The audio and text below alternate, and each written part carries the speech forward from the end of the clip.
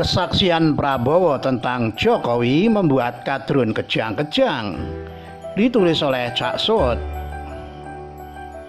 Pandemi COVID-19 yang melanda seluruh belahan dunia, tidak luput juga Indonesia, membuat semua pemimpin negara melakukan yang terbaik bagi rakyatnya, termasuk juga di Indonesia. Jokowi sebagai pemimpin tertinggi republik ini pun berjibaku siang malam dan tim kesehatannya untuk menahan lajunya korban akibat virus yang mematikan ini. Sebenarnya hasilnya bisa dilihat bahwa angka kematian di Indonesia termasuk rendah dan masih di bawah angka 1.000 orang. Bila dibandingkan jumlah penduduk Indonesia yang 240 juta, termasuk masih di bawah 1%. Akan tetapi keberhasilan Jokowi rupanya tidak membuat lawan-lawan politik Jokowi mendukungnya. Mereka malahan menyerang Jokowi habis-habisan, terutama di medsos. Ribuan akun ternak menghajar Jokowi habis-habisan entah kemana, Kominfo. Mereka terkesan lambat bergerak bahkan tidak melakukan apa-apa. Bisa jadi karena Kominfo masih dikuasai kadrun pemuja khilafah. Entahlah, tetapi seharusnya tugas Johnny G. Plate untuk memberantas kadrun peninggalan Tifatul Sembiring orang PKS itu.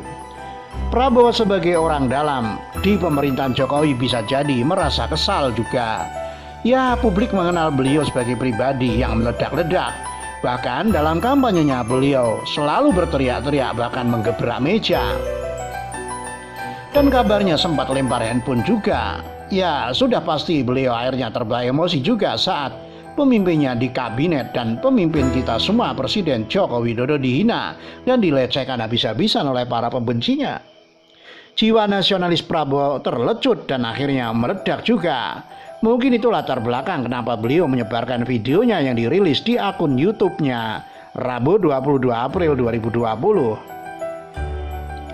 Bagi Prabowo, NKRI adalah harga mati yang tidak bisa ditawar-tawar. Dan beliau merasakan betul bagaimana para pembenci Jokowi adalah sebenarnya orang-orang yang tidak menginginkan NKRI. Mereka menginginkan Pancasila diganti oleh ideologi mereka dan menggunakan agama sebagai alat untuk berpolitik. Loh, bukankah itu yang dilakukan Prabowo kemarin saat kampanye? Penulis rasa tidak, karena Prabowo adalah seorang nasionalis jati. Latar belakang beliau yang berasal dari keluarga keturunan dan menganut non-muslim tentu saja tidak memungkinkan beliau mendukung khilafah, bukan?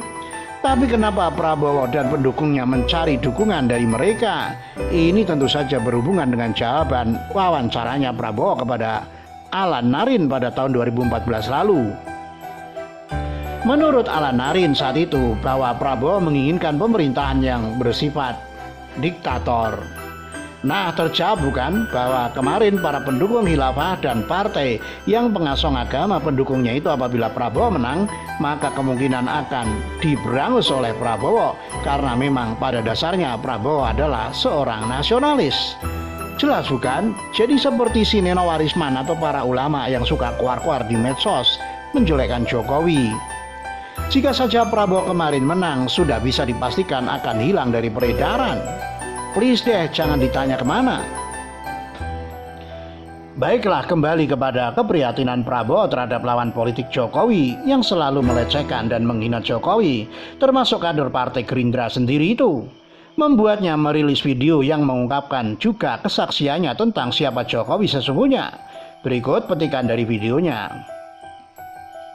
Selama saya menjadi anggota kabinet beliau, saya bersaksi bahwa beliau terus berjuang demi kepentingan bangsa dan negara dan rakyat Indonesia. Saya melihat dari dekat cara-cara pengambilan keputusan beliau dan selalu yang menjadi dasar pemikiran beliau adalah keselamatan rakyat yang paling miskin dan rakyat yang paling lemah, ungkap Prabowo pada Rabu 22 April 2020. Dalam video berdurasi 18 menit lebih tersebut, Prabowo mengatasnamakan sebagai Ketua Umum Partai Gerindra juga mengungkapkan alasan dirinya mengambil keputusan untuk bergabung di kabinet pemerintahan Jokowi. Link video ada dalam deskripsi video ini. Dari penjelasan di video tersebut, secara tegas Prabowo menjelaskan mengapa dia tidak bergabung dengan pemerintah Jokowi. Menurut dia, keputusan itu diambil untuk langkah rekonsiliasi nasional dengan mengesampingkan kepentingan partai hingga perasaan pribadi. demi satu hal utama, yaitu kerukunan nasional, persatuan nasional, dan rekonsiliasi nasional, terang Menteri Pertahanan tersebut. Yang pasti di dalam video tersebut Prabowo secara jujur mengungkapkan kesaksiannya tentang siapa Jokowi sesungguhnya. Seorang yang jujur dan tulus membangun bangsa ini, tidak ada pencitraan seperti yang digembar-gemborkan oleh para lawan politiknya. Prabowo merasakan betul bagaimana keseriusan Jokowi membangun negeri ini. Dia juga melihat bahwa selama ini dalam mengambil keputusan, Jokowi selalu mementingkan keselamatan masyarakat miskin dan yang paling lemah. Prabowo juga menilai Jokowi berkomitmen untuk membersihkan pemerintahan dari praktek korupsi.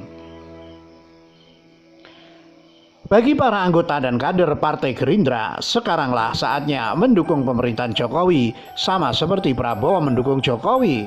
Stop nyinyir, jangan berhenti mengkritik karena mengkritik baik bagi pemerintahan. Ingat ya, kritik bukan nyinyir.